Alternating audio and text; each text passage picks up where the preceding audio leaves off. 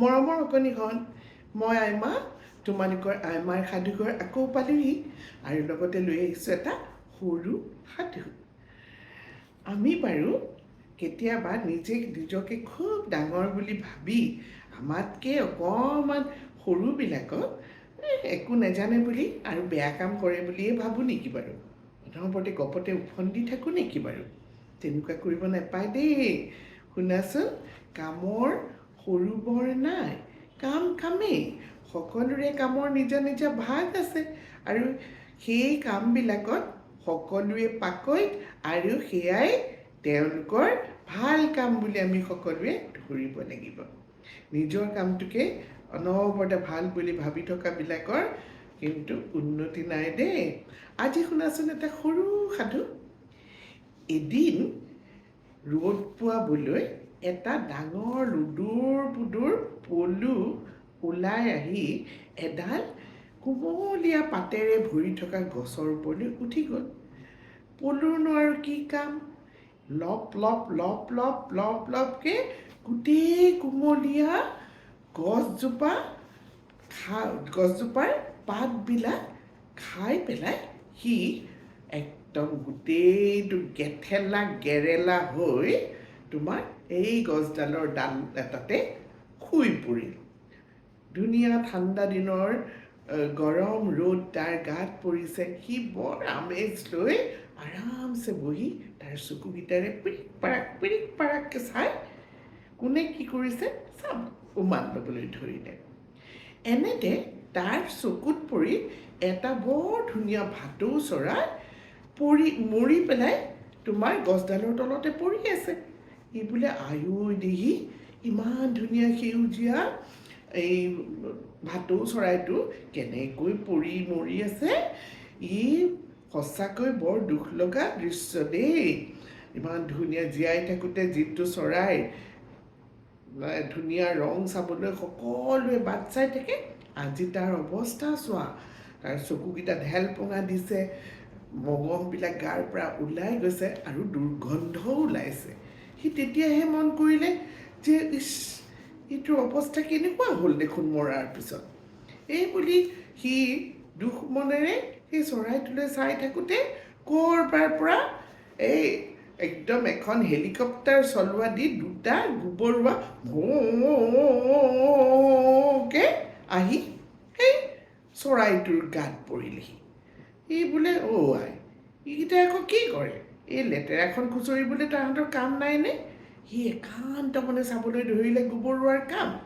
গোবৰুৱাই ওচৰতে কোমল মাটিবিলাক খুচৰিবলৈ ধৰিলে আৰু খুচৰি এটা গাঁতৰ নিচিনা বনালে আৰু লাহেকৈ তোমাৰ চৰাইটোক ঠেলি নি সেই গাঁতটোত পুতি পেলালে আৰু গাঁতৰ ওপৰত দমে মাটি জাপি দিবলৈ ধৰিলে।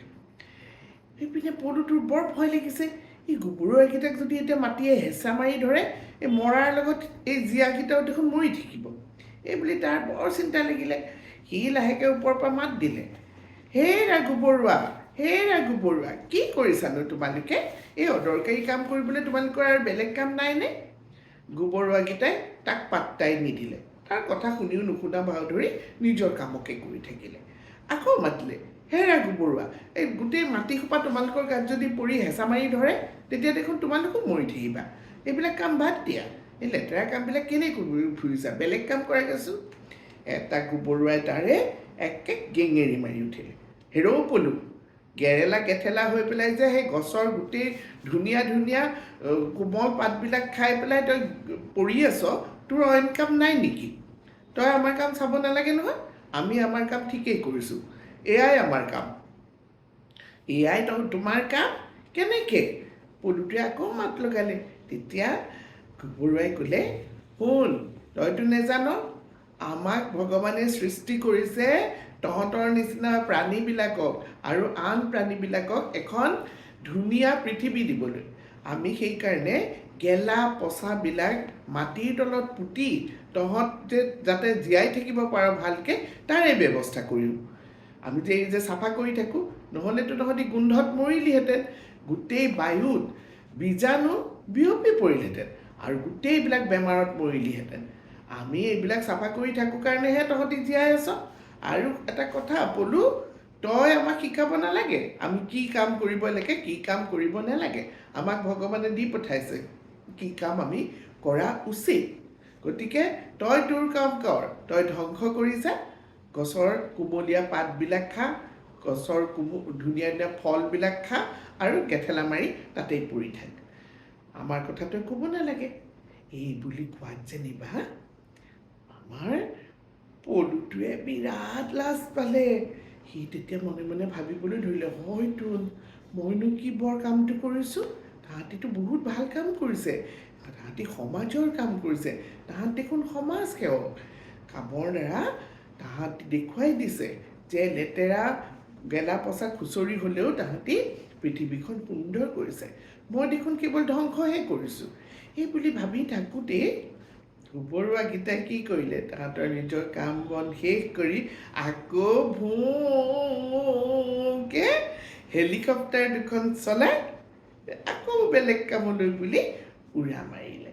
আৰু আমাৰ গেথেলা পলু তাতেই পৰি থাকিলে। কেনেকুৱা লাগিলে তোমালোকৰ এই মোৰ সাধুটো শুনি? মোক জনাবা।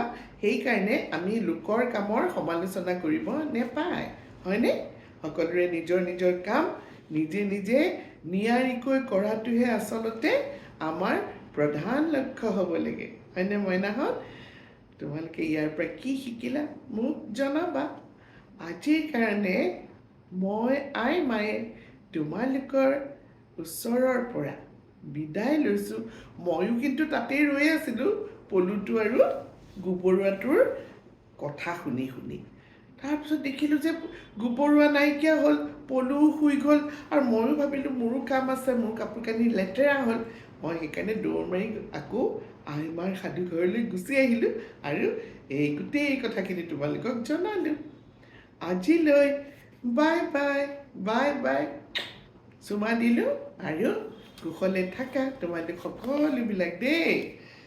আৰু মোৰ সাধু ঘৰলৈ আহিবা, আৰু বেছি বেছিকৈ আহিবা, তেতিয়াহে কৈ ভাল লাগে, হয়নে? আৰু মোলৈ লিখিবা কিবা কিবি, তোমালোকৰ নামবিলাকো লিখিবা। আগৰ দৰে নাম চাম নিলিখা হ'লা, মই বেয়া পাইছোঁ। আহিবা দেই, বাই বাই।